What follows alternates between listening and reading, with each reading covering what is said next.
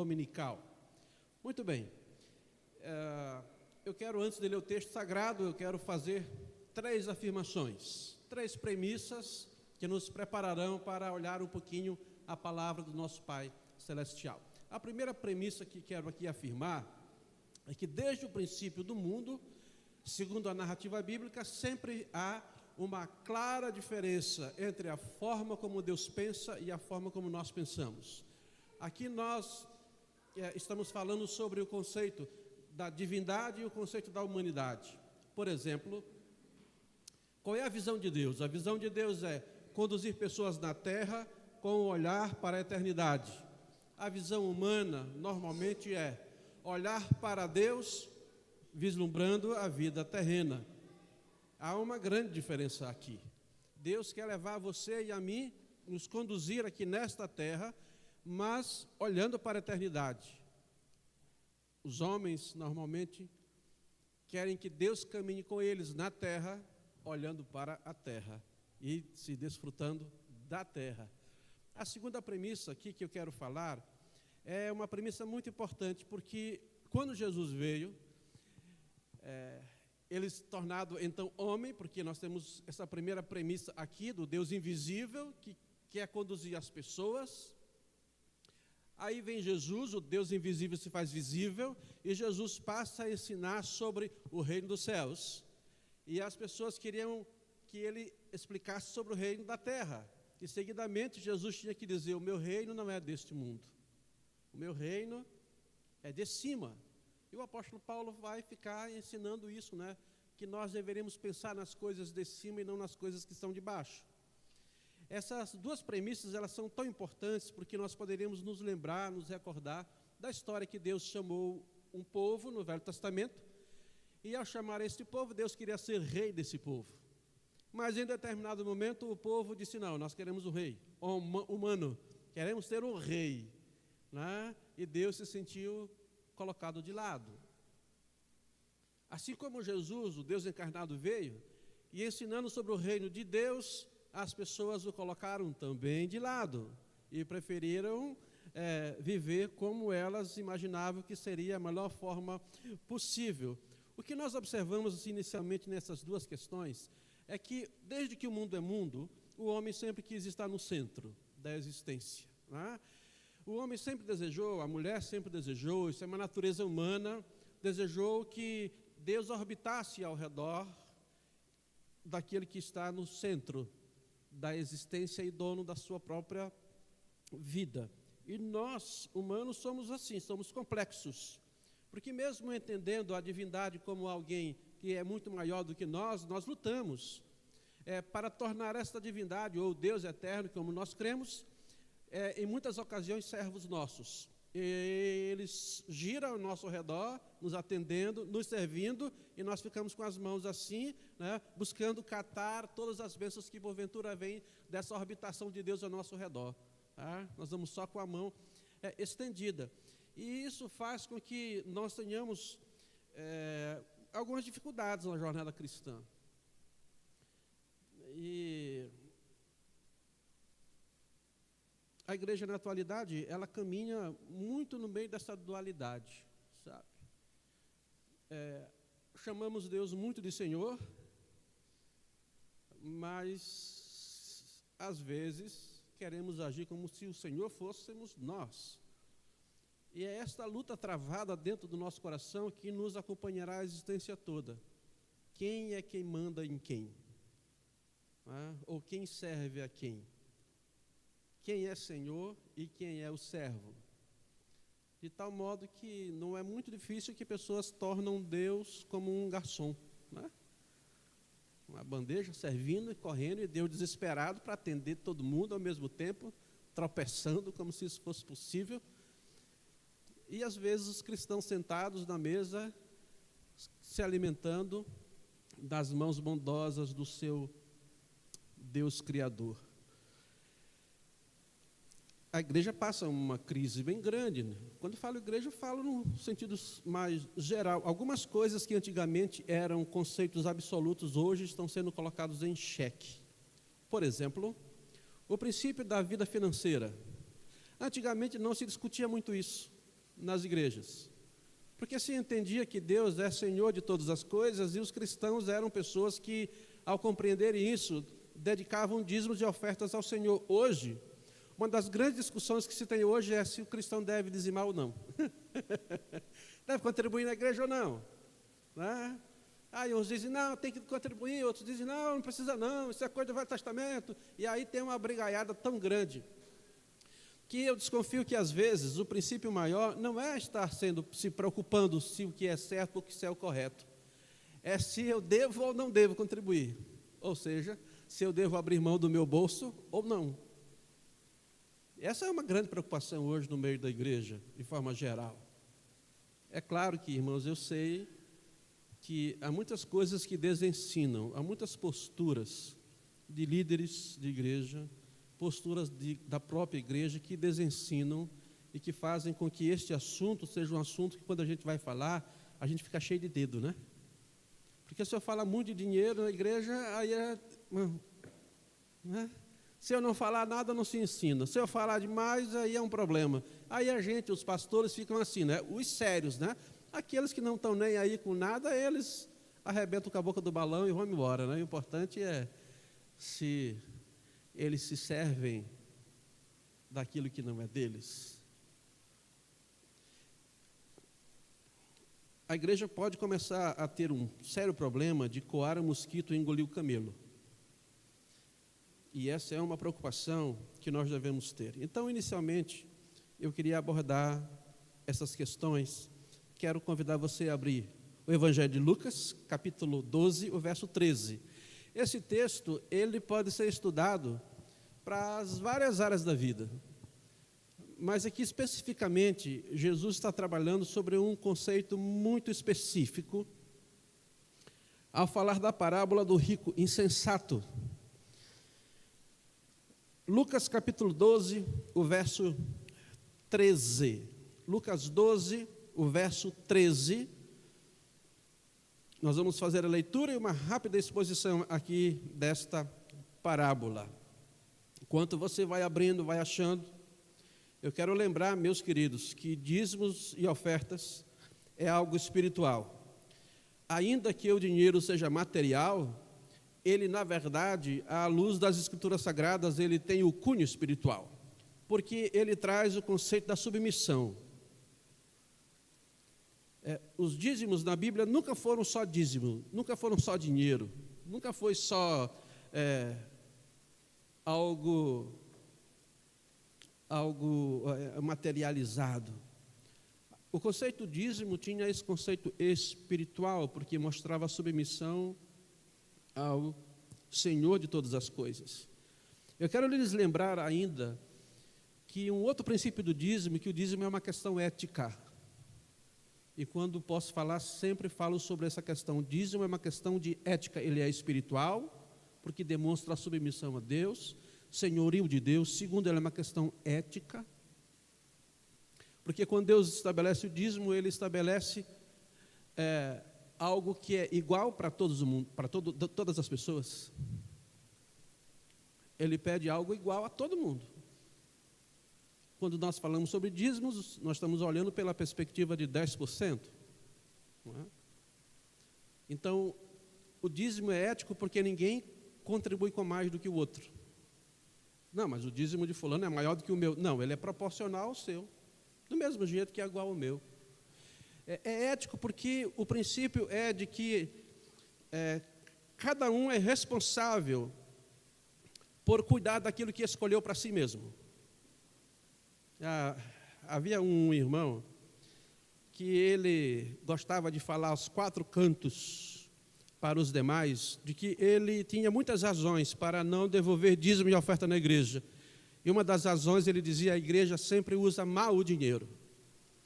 Um dia ele estava participando de uma reunião na igreja e de repente ele sentiu uma fininha. Você sabe o que é uma fininha? Lá no Nordeste, é uma leve dor de barriga. E a fininha deixou de ser fininha e começou a ficar mais grossinha. Daqui a pouco ele não resistiu, ele teve que ir para o banheiro. Chegando no banheiro, agoniado, sentou-se e lavou a alma, vamos dizer assim. Daqui a pouco, feito o serviço, ele olhou para o lado e ele foi se limpar. E não tinha papel. Constrangido e sem o ter que fazer, lembrou-se de que ele tinha um elemento que carregava sempre consigo, o seu lencinho. Então, desprovido de outro elemento, ele usou o seu lenço.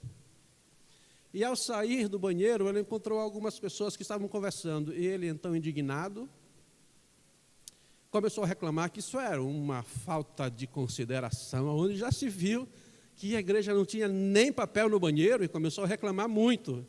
E alguém que o conhecia muito bem simplesmente disse: pois bem, talvez na hora que você começar a contribuir com a igreja, pode ser que sempre tenha papel higiênico no banheiro. O dízimo é ético porque é isso que se trata. Você e eu escolhemos uma igreja. Ninguém lhe obrigou a vir aqui. E ninguém lhe obriga a que você contribua com a igreja. Entretanto, é ético porque todos nós somos chamados a contribuir com o reino de Deus pelo qual nós optamos andar e caminhar. A questão não é a obrigatoriedade, a questão é que eu perceba a minha responsabilidade dentro do reino que eu quis fazer parte e dentro da igreja local que eu também escolhi para ser a minha igreja. Então, às vezes, nós queremos que os outros façam aquilo que nós não fazemos. Isso não tem sentido nenhum. Não é? Não faz nenhum sentido, não faz nenhum sentido. Eu já falei uma vez aqui sobre isso, não faz nenhum sentido eu deixar que você arque com as contas de luz sozinho, as contas de água sozinho, as prebendas dos pastores, e aliás, eu posso falar isso aqui, pastor Reginaldo pode falar, Elezu, Caio, os pastores da igreja são dizimistas. Então, quando nós estamos falando, nós não estamos falando para que você faça algo que nós não fazemos. E como eu não sou pastor titular, eu posso falar algumas coisas que o pastor, eu acho que às vezes tem vontade, pastor, de falar e não fala, não sei. Os pastores são as únicas pessoas que trabalham e ajudam a pagar o seu próprio salário. Você já parou para pensar nisso? Você recebe na sua empresa e você não devolve nada para ajudar a sua empresa, para ajudar aonde você trabalha. Quando você recebe dinheiro assim, você vai embora. Os pastores sérios, eles trabalham na igreja, recebem da igreja e devolvem para a igreja. E ainda tem gente que fica falando que os pastores todos são ladrões e enrolões. Tem. Não posso negar isso. Mas essa é uma relação para nós, que somos participantes de uma igreja séria, é muito relevante. Os pastores da igreja são dizimistas e ofertantes. Então, podemos ensinar aquilo que nós acreditamos que seja da Escritura Sagrada. Agora vamos ler o texto aqui. Vamos lá. Lucas 12, 13. Jesus estava ali falando e fazendo algumas advertências. E aí, diz o verso 13, alguém da multidão lhe disse: mestre, dize a meu irmão que divida a herança comigo. Jesus respondeu: homem, quem me designou juiz ou árbitro entre vocês? Então lhes disse: cuidado, fiquem de sobreaviso contra todo tipo de ganância. A vida de um homem não consiste na quantidade dos seus bens.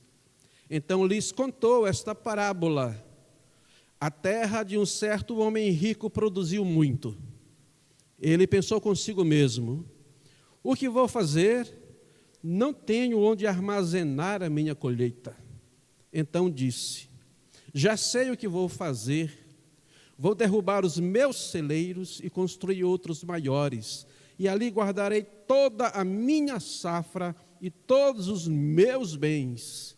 E direi a mim mesmo: você tem grande quantidade de bens, armazenados para muitos anos. Descanse, coma, beba e alegre-se. Contudo, Deus lhe disse: insensato, esta mesma noite a sua vida lhe será exigida. Então, quem ficará com o que você preparou. Assim acontece com quem guarda riquezas para si, mas não é rico para com Deus. Os princípios desse estudo servem para todas as áreas da vida, mas hoje nós vamos abordar as questões também de mordomia financeira. Essa parábola é extremamente relevante hoje para o mundo materialista. O que dá origem a essa parábola aqui é uma questão financeira. Um homem, no meio da multidão, dá um grito, ou fala em voz alta, e se dirige a Jesus e disse: mestre, que o meu irmão divida a herança comigo, que me dê a minha parte. É muito interessante no texto, a gente já vai percebendo que ele não apresenta uma questão de justiça, pois ele não pede que Jesus faça uma mediação. Na verdade, ele nem está pedindo alguma coisa, ele já decidiu que tinha que ser feito. Ele não diz: Jesus, olhe para a nossa realidade, olha aqui, eu estou com uma situação como essa.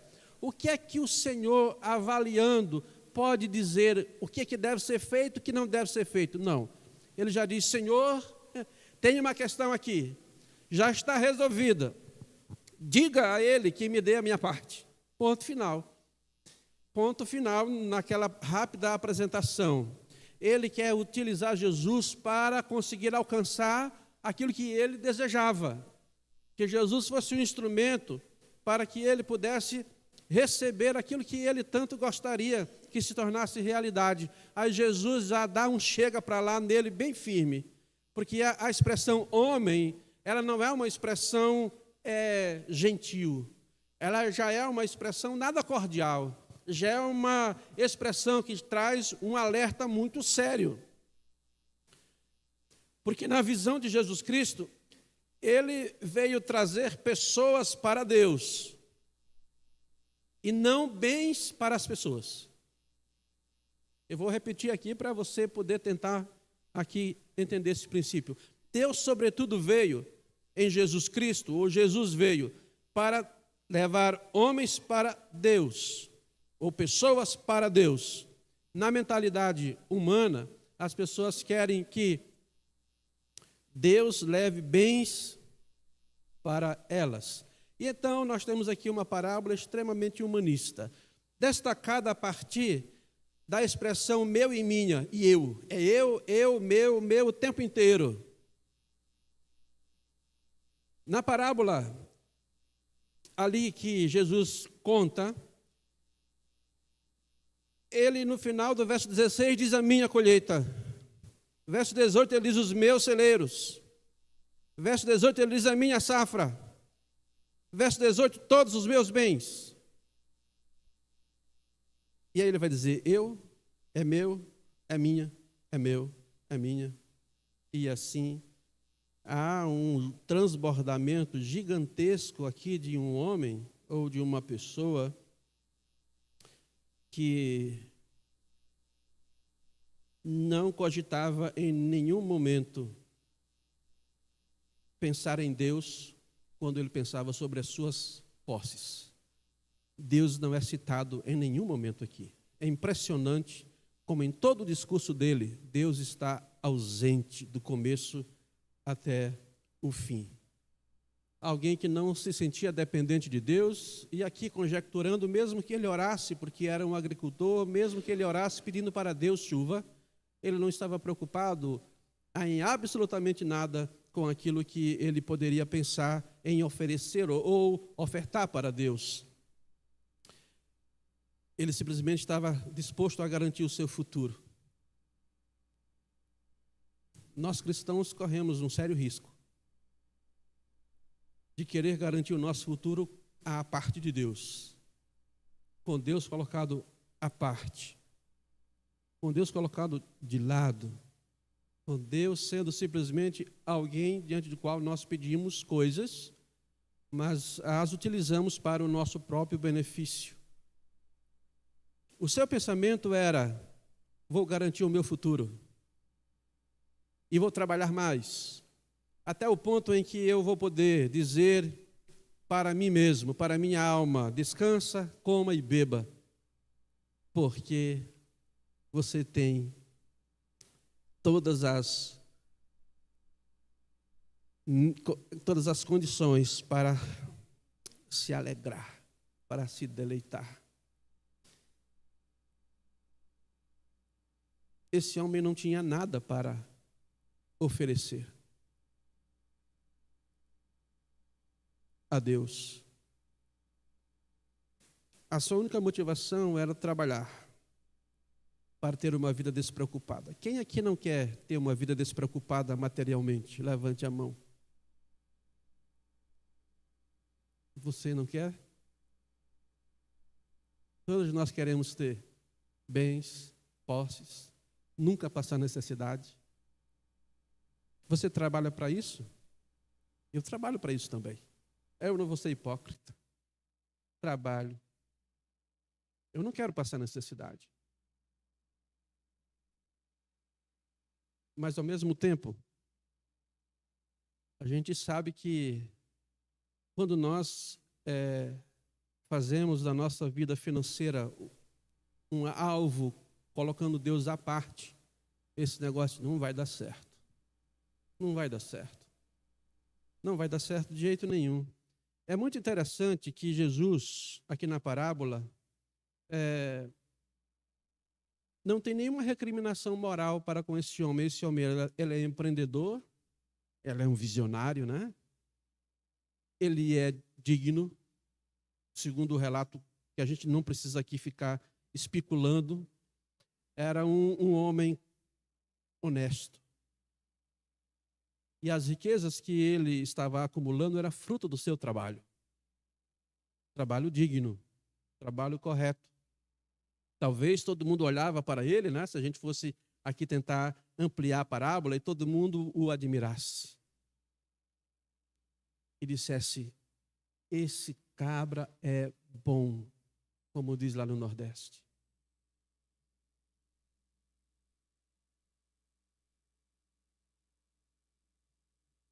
É interessante que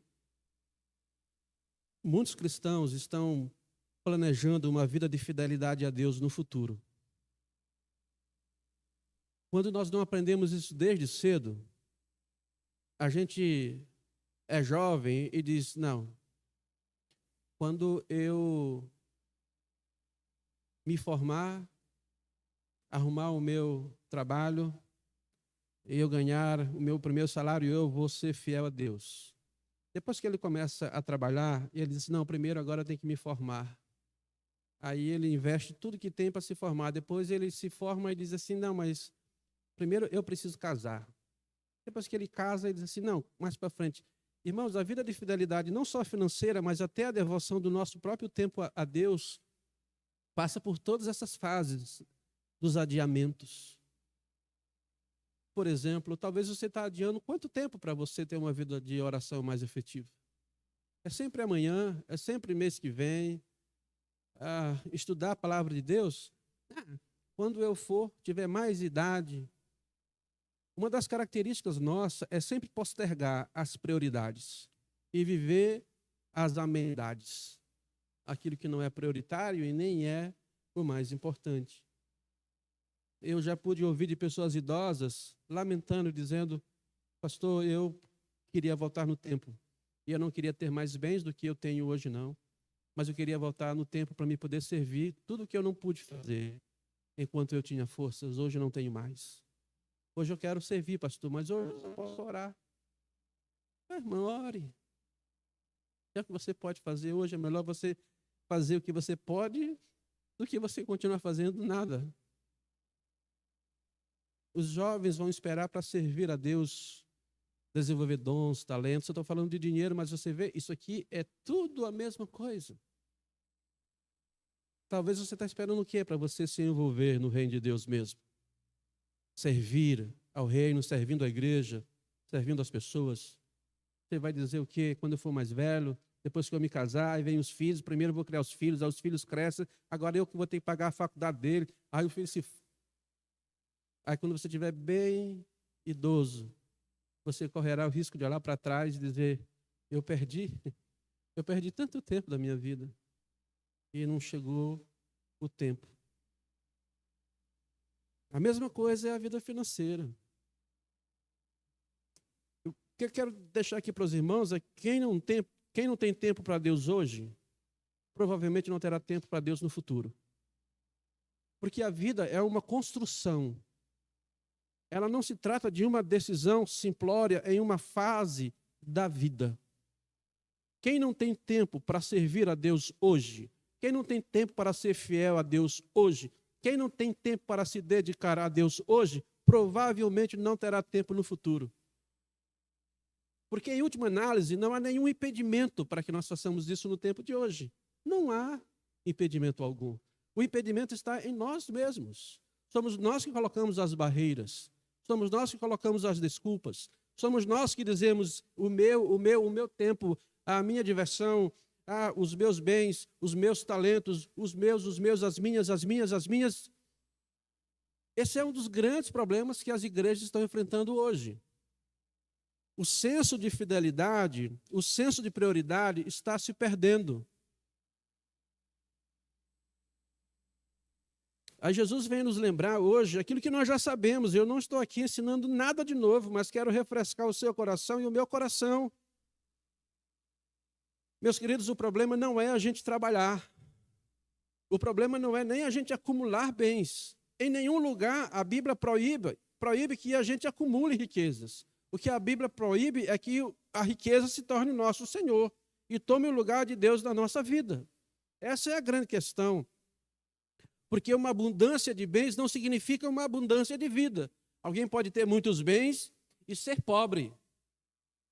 Alguém pode ter riquezas de bens e ser rico para com Deus.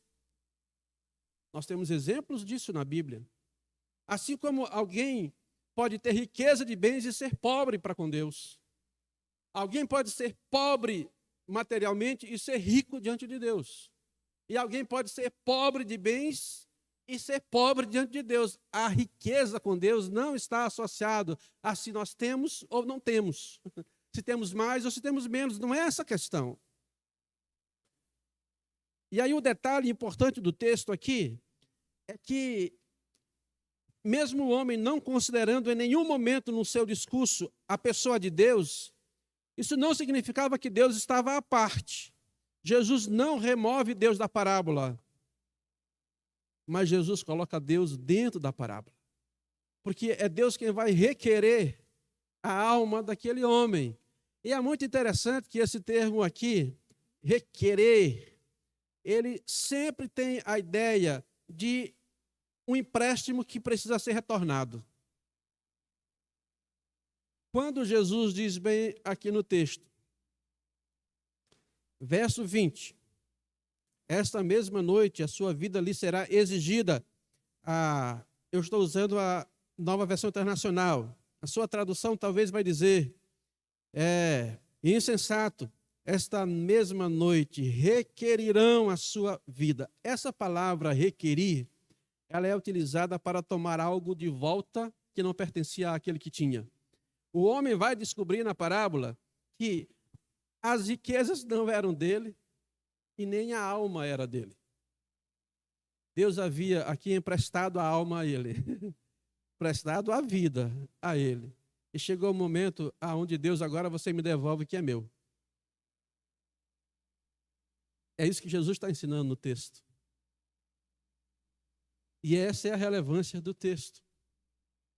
Jesus mostrando que, na verdade, aquele homem, como todos nós, não temos nada. Absolutamente nada. Não, mas eu tenho a minha casa. Ok. Eu comprei e trabalhei. Eu sei. Eu tenho um carro. Eu também tenho. Eu tenho a minha esposa. Eu também tenho. Mas, em última análise, eu sei que a casa não é minha, o carro não é meu e a esposa não é minha.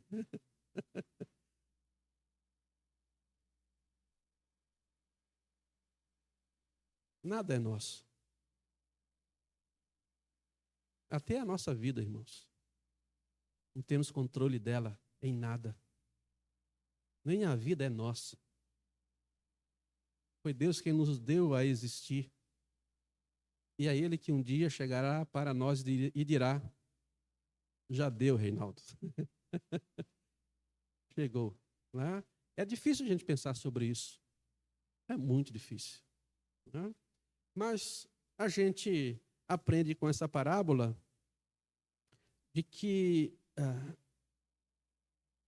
as prioridades certas nos lugares certos nos geram maturidade e desenvolvimento da nossa vida. Jesus, ao falar sobre a viúva pobre, mostrou que ninguém é tão pobre que não possa oferecer algo para Deus. E eu não estou falando aqui nem de troca nem de barganha. Eu estou falando da sensibilidade de Jesus olhar aquilo que ele nos ensina nesta noite. Irmãos, se você tem mantido a tua vida de dizimista regular, continue. Mas lembre-se, o dízimo não é seu e nem os outros 90 é seu. Nós somos só mordomos, só administradores, porque em última análise a nossa própria vida nem a nós nos pertence. Nós precisamos lembrar disso. Se você tem dificuldade para manter a tua vida de fidelidade a Deus de forma regular, talvez você está sentado no banco aí e disse, puxa vida, vim hoje logo no culto para falar e ouvir falar de dinheiro. Que coisa, dei um azar danado. Não é azar, não. Se você não tem uma vida regular de contribuição, você veio no dia certo. Uhum. Porque Deus também quer tratar isso na tua vida e na minha vida. Porque essa é uma das expressões que nós precisamos manter em dia, a expressão da fidelidade e da submissão às orientações do nosso Pai Celestial. Uma vez um irmão ficou muito bravo comigo. Eu lembro como se fosse hoje. Eu não tinha puxado o assunto. Mas às vezes as pessoas, quando recebem uma visita pastoral, elas acham que a gente vai cobrar aquilo que elas mesmas estão se cobrando. Chega na casa, o que eu fiz? Já começa logo a catalogar, né? Outro dia eu brinquei aqui com alguém da igreja aqui, que eu não vou dizer o nome, eu disse, pai, eu quero falar contigo. Ela disse, eu estou em paz. Eu digo, não estou dizendo que você está fazendo alguma coisa errada. Eu só disse que eu gostaria de a gente bater um papo, né, trocar uma ideia sobre um assunto que eu queria. Mas é bem interessante. E aquele abençoado, ele disse o seguinte, conversamos um pouquinho, aí daqui a pouco ele disse assim, olha, pastor, eu acho que talvez o senhor veio aqui porque eu não contribuo, né? Eu disse, não veio aqui por causa disso, não. Eu nunca fui na casa de ninguém para cobrar nada. Alguém já te falou isso? Não, nunca falaram. Digo, pois então, por que você acha que eu estou aqui para cobrar você? Aí ele começou a querer se justificar, né? E você sabe que quando a gente está errado, e quanto mais a gente tenta se justificar, pior fica, né? A gente vai cada vez se lascando mais. E aí ele começou a apresentar as suas justificativas, todas elas. Eu falei, meu irmão, você acredita nisso? Que você está me falando? Não, pastor, eu não tenho condição. Não tenho condição nenhuma. Olhei para ele e disse assim, irmão, olha aquele negócio aquilo ali, não é uma TV a cabo? Ele olhou para mim, se é, porque eu digo, pô, você pode viver sem isso aí? Aí ele olhou e disse, posso. Eu disse, está bem tranquilo. Aí eu disse, o irmão está com 3 TV, né? Aí ele olhou e disse assim, como é que o senhor sabe? Eu disse, não, o seu filho me contou, né? Vocês compraram mais uma TV? E eu disse, olha, eu não puxei o assunto, foi você que puxou. E eu não posso agora chegar para você e dizer assim, não, que está tudo bem, que não está bem, não. Se você está querendo falar comigo é porque alguma coisa você está aí se acusando. No final da conversa, ele disse assim, tá certo, pastor. Eu preciso rever isso aqui. Eu preciso rever. Eu não sou tão lascado como eu imagino que seja, para que eu não seja coerente com a minha fé. E depois ele começou realmente a contribuir. Eu nem sei quanto que ele contribuía, porque eu nunca me preocupei com isso, né? Mas eu percebi que ele passou a entregar as suas contribuições, os seus dízimos e ofertas. O que eu estou dizendo a você é que quando a gente não coloca a prioridade no lugar certo, a gente vai arrumar um monte de desculpa. Aí talvez você está sentado aí, você não contribui, né, com o reino de Deus. Se você tem 3 TV em casa, ninguém me falou nada, viu? Mas talvez você está aí e diz assim, ó, não contribuo porque não tenho condições. E você tem net, Prime Video, Netflix. As prioridades erradas nos conduzem a decisões erradas. Por favor, não saia daqui dizendo que eu falei para você cortar a sua TV a cabo, e se você vai fazer o que você achar que você tem que fazer. Mas se você não é um contribuinte, um dizimista, um ofertante, pergunte com sinceridade ao seu Deus: Senhor, o erro é meu? Não tenho eu realmente condições de colocar algumas prioridades no lugar certo? São perguntas às quais nós precisaremos responder sempre. Você sabe por quê? Porque um dia Deus vai checar o nosso celeiro. Um dia o Senhor dos celeiros vai chegar para nós e vai dizer assim: pois bem, agora eu vou fazer inspeção aí no que você está acumulando a vida inteira. Um dia Deus vai requerer a nossa alma, que não é nossa, é dele. O que a gente vai levar no celeiro da nossa vida? O que Deus vai abrir e vai achar dentro do nosso celeiro, da nossa existência? Vai achar uma vida de fidelidade, e não é só financeira, tá? Mas hoje é financeira. Ou ele vai abrir e vai ter lá 50 carros e tudo do bom e do melhor. E ele vai olhar para mim e vai dizer: você foi louco, Reinaldo. E você foi insensato. Porque hoje te chamei e o que você achava que era seu,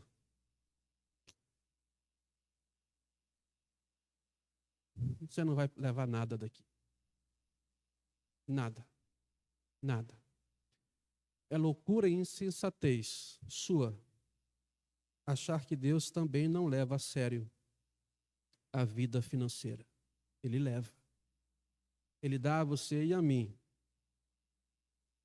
a responsabilidade de poder administrar o que é dele, o tudo que é dele. E administrando, nós somos chamados para honrá-lo com dízimos e com ofertas. Não dizime e nem contribua por medo de Deus castigar você. A questão não é essa. A questão é que tudo que é feito por obrigatoriedade é porque não é fruto de um relacionamento saudável e sadio. Mas aquilo que é feito com sentimento de gratidão, com sentimento de comprometimento, é porque é fruto de algo muito maior do que a gente possa imaginar. É fruto das transformações que Deus faz na nossa vida. Nós precisamos pensar sobre esse assunto com seriedade.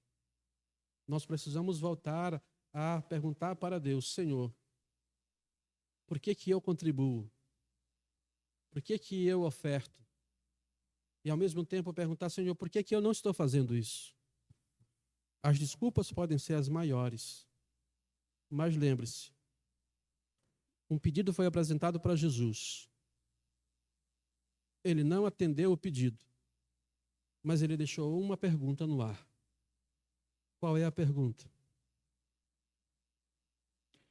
A pergunta é: você é rico ou você é pobre para com Deus? Essa é a grande pergunta do texto. Somos ricos diante de Deus ou somos pobres? Aquele homem era rico diante dele, mas era pobre diante de Deus. A viúva era pobre diante dos homens, mas era rica diante de Deus. O que nós queremos ser? Pobres ou ricos diante de Deus? Com finança, com dons e talentos, com tempo, com uma vida de santidade. Tudo isso aqui está colocado dentro do texto. Só não queremos chegar no final da nossa vida, quando Deus requerer a alma que nem é nossa. Chegar para nós e dizer a nós: você foi um insensato. Você foi um tolo, porque você não conseguiu colocar as prioridades no lugar certo. Quando chegar no final da sua vida, da minha vida, o Senhor olhará para os nossos talentos, para o nosso celeiro, e dirá: Reinaldo, aquele dom que te dei para me servir, o que você fez com ele? Se tiver feito o que agrada ao meu Senhor, ele dirá: servo bom e fiel.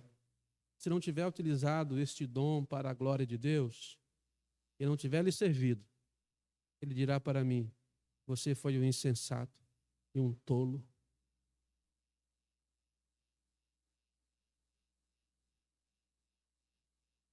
Um dia Deus chegará para mim e perguntará: você viu a tua esposa Alice?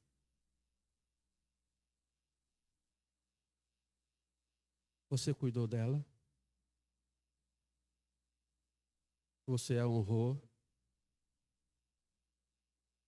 E se eu não tiver feito, Deus vai dizer para mim: você é um tolo. Você é um insensato. Se eu tiver feito bem o serviço, mais ou menos, né? Ele vai dizer: servo bom e servo fiel. Esse estudo serve para qualquer área da vida. Agora, há uma única certeza: que um dia o Senhor dos celeiros vai chegar. E ele vai fazer a inspeção. E vai ver o que é que tem lá dentro do nosso celeiro, da nossa vida. Pelo que vivemos e pelo que nos movemos. Que Deus ajude você a ser rico para com Deus em tudo. Em tudo. E tenha misericórdia de mim, para que eu também assim o seja. Em tudo. Vá para casa. Pense sobre esse assunto. Ore em casa. Com sinceridade, diga: Senhor, por que eu não consigo ser fiel financeiramente? Pergunte para Ele. E se você perguntar com sinceridade, agora eu venho a parte da heresia. Deus nem vai dizer nada. Porque quem pergunta com sinceridade tem as próprias respostas prontas. Aí você poderá dizer: porque eu não quis, não quero, e eu me arrependo por isso. E agora posso fazer certo, meu Senhor. E posso te honrar também. Vamos orar? Nosso Pai, muito obrigado nessa noite, porque nós podemos refletir sobre finanças e ao mesmo tempo refletir sobre a nossa vida, porque finanças também é algo espiritual, Senhor. Ajuda-nos. Ajuda-nos, Senhor, a abrir mão das nossas desculpas, das barreiras que nós carregamos, das preocupações e até mesmo, Senhor, da indiferença e do desejo de acumular mais, de ter mais, sem poder te servir e servir ao nosso próximo com os nossos bens também. Ajuda-nos a ser rico para contigo, Senhor, porque assim seremos livres e libertos da escravidão, também do dinheiro. Livra-nos e dá-nos um coração sensível para contigo, sensível para as necessidades do teu reino, sensível para as necessidades desta igreja local, sensível com as demandas que estão, Senhor, diante de nós, com as pessoas que também têm passado necessidades. É fato que não podemos, às vezes, fazer tudo, mas também é verdade que podemos fazer algumas coisas. Então, ajuda-nos a fazer aquilo que é possível, que está diante de nós. Eu quero te agradecer pelas pessoas que têm sido fiéis mordomos e têm apresentado os seus dízimos e ofertas de um modo regular.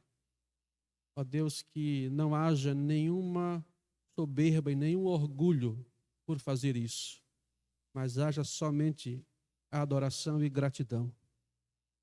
E aqueles que estão aqui, talvez ouvindo pelo YouTube, pela internet, ó Deus, que precisam ter uma postura diferente. Ó Deus bendito, ajuda-os a entender a importância de ser rico para contigo também, Senhor. Nós oramos, te agradecemos e reconhecemos que Tu és o dono da nossa vida e Tu és o Senhor dos nossos celeiros.